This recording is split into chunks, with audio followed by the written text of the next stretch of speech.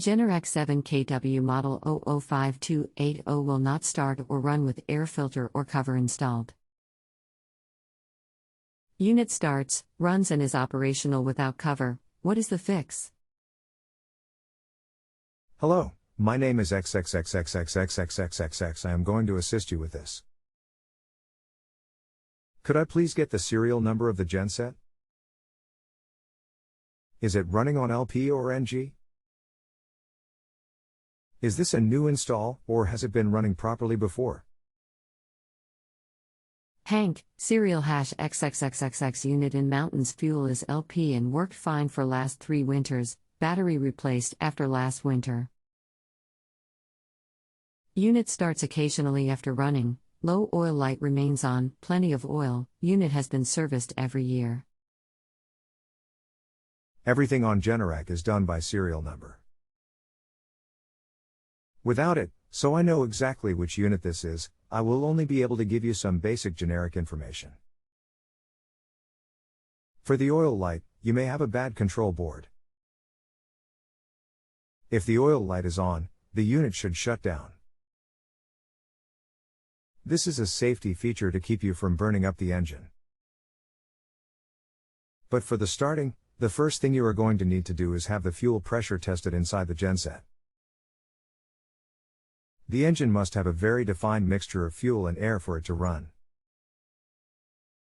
Too little fuel and too much air, lean, or too much fuel and too little air, rich, and the unit may not start at all, or may start hard and run rough.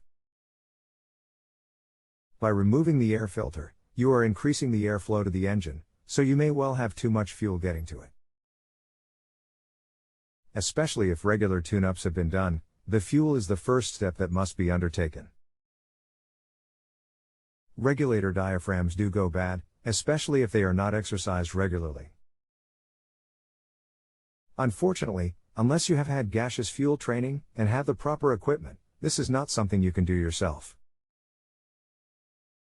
Not knowing how remote the genset is, or how far away the nearest trained tech may be, it may not be cheap to get someone up to the unit. You may well consider removing the genset and bringing it in, instead of having to pay someone for a run like that. Hank, the oil light does not come on until the unit shuts off after normal operation and not always. Could the fuel regulator on the gas inlet be the problem? Would it have an adjustment capability? The regulator has nothing to do with the oil light, that will be a completely different issue. The regulator is not adjustable, it is a demand regulator, not a pressure regulator. It only regulates the volume of fuel getting to the engine, not the pressure.